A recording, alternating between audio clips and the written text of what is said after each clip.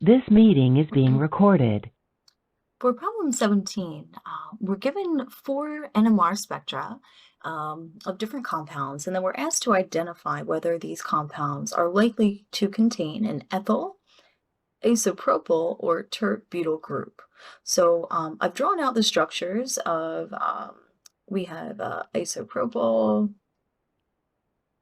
we have an ethyl, and then a tert-butyl group down below to help us along the way here.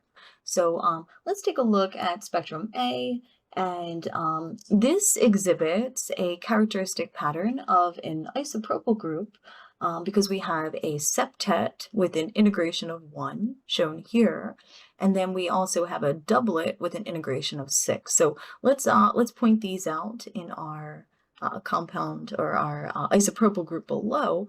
So that that septet would arise from this single proton. So we have that integration of 1, and then it has 3 neighbors here and 3 neighbors here. So 6 plus 1, that's where we get that septet signal.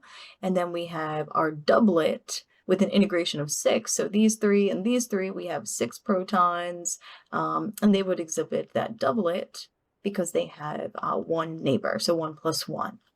So again, this would have, this has the characteristic signals for an isopropyl group.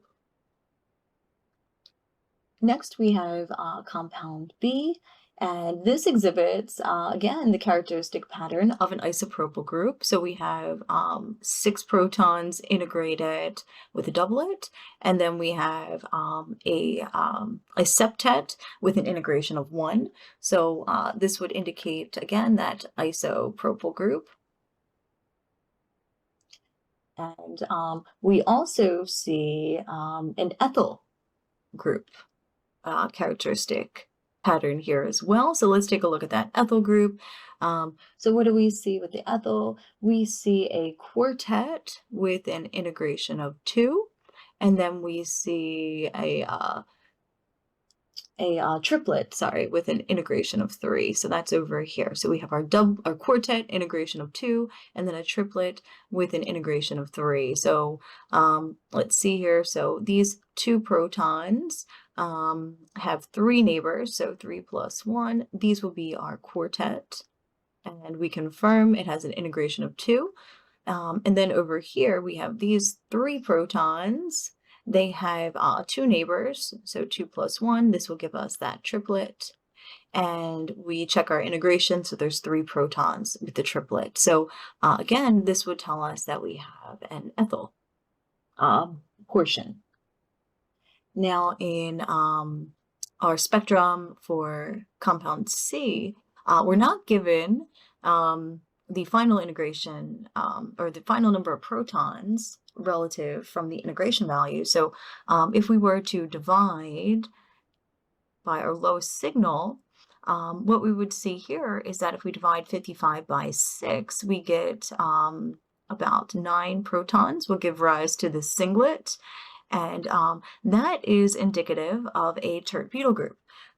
What we have here, we have 9 protons, and they are all chemically equivalent, so all 9 of these will give a singlet.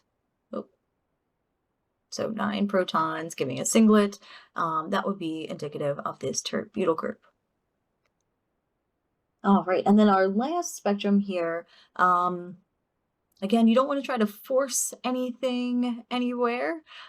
We see an integration of 1 with a singlet, an integration of 2.